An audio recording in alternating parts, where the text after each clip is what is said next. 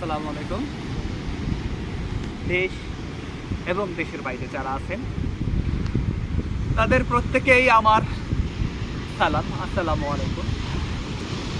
আজ আমরা বাঙালি জাতি মুক্ত স্বাধীন স্বাধীন দেশে সুন্দরভাবে নিঃশ্বাস নিতে পারতেছি এবং আমরা আজ এক নতুন শিক্ষায় শিক্ষিত হয়েছি। শিক্ষাটা কোথায় দেখেন, আজ ছাত্ররা দেখিয়ে দিল যদি আমরা একসাথে থাকি, যদি আমরা সব মানুষ সর্বস্তরের মানুষ একসাথে যে কোনো জিনিস প্রতিহত করি, তবে সেটা যত কঠিনই হোক না কেন সেখান থেকে বাহার হয়ে আসা সম্ভব এবং জীবনে সাকসেসটা খুব সহজ হয়ে যায়।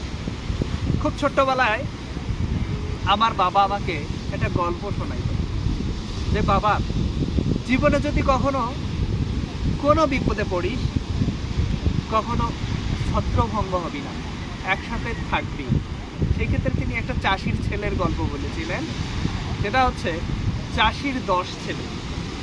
চাষি করছিল কি, প্রত্যেক ছেলের হাতে একটা করে ছোট্ট লাঠি দিয়েছিল এবং বলছিল, এখন তোমরা চেষ্টা করো এই লাঠিটা ভাঙতে পারো কিনা। সবাই লাঠিটা খুব সহজেই ভেঙে ফেললো। তখন বাবা বলল, দেখছো, এখানে একটা করে লাঠিকে ভাঙানো খুব সহজ হয়ে গেল, এখন তোমরা 10টা লাঠি একসাথে করে ভাঙো তো দেখি কেমন পারো। তখন একসাথে 10টা লাঠি দেওয়ার পর আর ভাঙতে পারতেছিল না। তো আজ ছাত্ররা কিন্তু তাই প্রমাণ করে দিল। তো এই যে দুঃশাসন আমাদেরকে কোন পর্যায়ে নিয়ে গেছে। এখানে গুম ঘর তৈরি হয়েছে, যেখানে আপনারা দেখছেন ভিডিও, গুম ঘরে কত শত লাশের মিছিল, শুধু লাশ আর লাশ। বিবেকের কাঠগড়ায় যখন আপনি নিজেকে দাঁড় করান, তখন কি একবারও মনে হয় না যে আমার ভাইকে মেরেছে, এটা কোনো না কোনো মায়ের সন্তান, কোনো না কোনো বোনের ভাই, কোনো না কোনো ভাইয়ের ভাই, কোনো না কোনো বাবার মুখ খালি করে দিয়েছে। হ্যাঁ, আমরা দেখেছি আয়নাঘর, টর্চার সেল, যেখানে নিয়ে গিয়ে টর্চার করা হইতো 10 বছর, 12 বছর, 15 বছর ধরে। গুম হয়ে যাওয়া সেইখানে। আমরা কি একবারও সেই দৃষ্টিটা একবারও কি সেই দিকে নিয়ে যাইতে পারি না? আজ ভারতীয় সৈন্য আমার দেশে এসে আমার দেশকে শোষণ করে গেল, আমার দেশের মানুষকে গুলি করে দিল। তার কি দৃশ্য আপনারা দেখেন নাই? ভারতের সৈন্যরা আমার দেশের মানুষকে গুলি করে মারল। যখন আমার দেশের সরকার বিমানে উঠলো, তার সাথে কত এয়ারপোর্টে দেখা আমরা যা দেখতে পাইলাম চ্যানেলের মাধ্যমে, এত শত মানুষ তারা দৌড়ে দৌড়ে পালাচ্ছে। তাদের প্রত্যেকের গায়ে লেখা পুলিশ।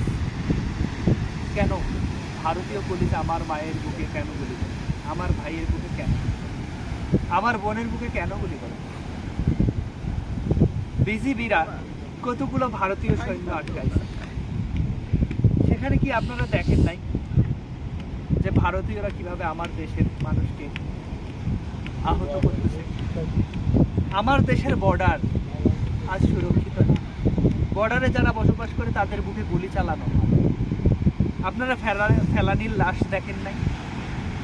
আপনাদেরই বুকে কি বাঁধবে না? আমার দেশের মানুষকে বৈষম্য করা হয়।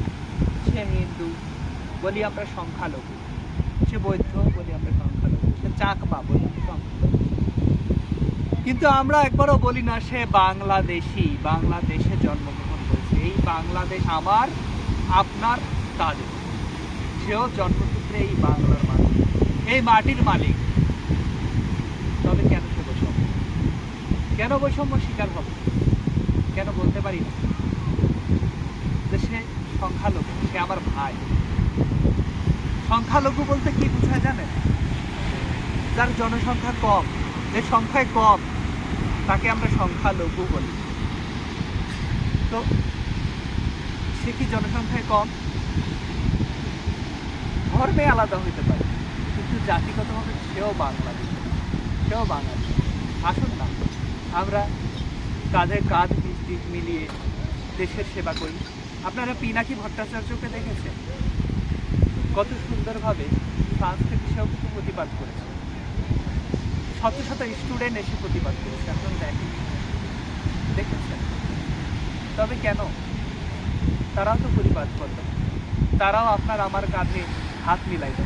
৭১-এ তারাও যেমন যুদ্ধ করেছে, ২৪-এ এসে তারাই আবার যুদ্ধ করেছে। আসুন না আমরা ভেদাভেদ বন্ধ করি, মিলেমিশে থাকি, কাঁধে কাঁধ মিলিয়ে। ঠিক আছে, ভালো থাকবেন, দোয়া করুন। আসসালাম।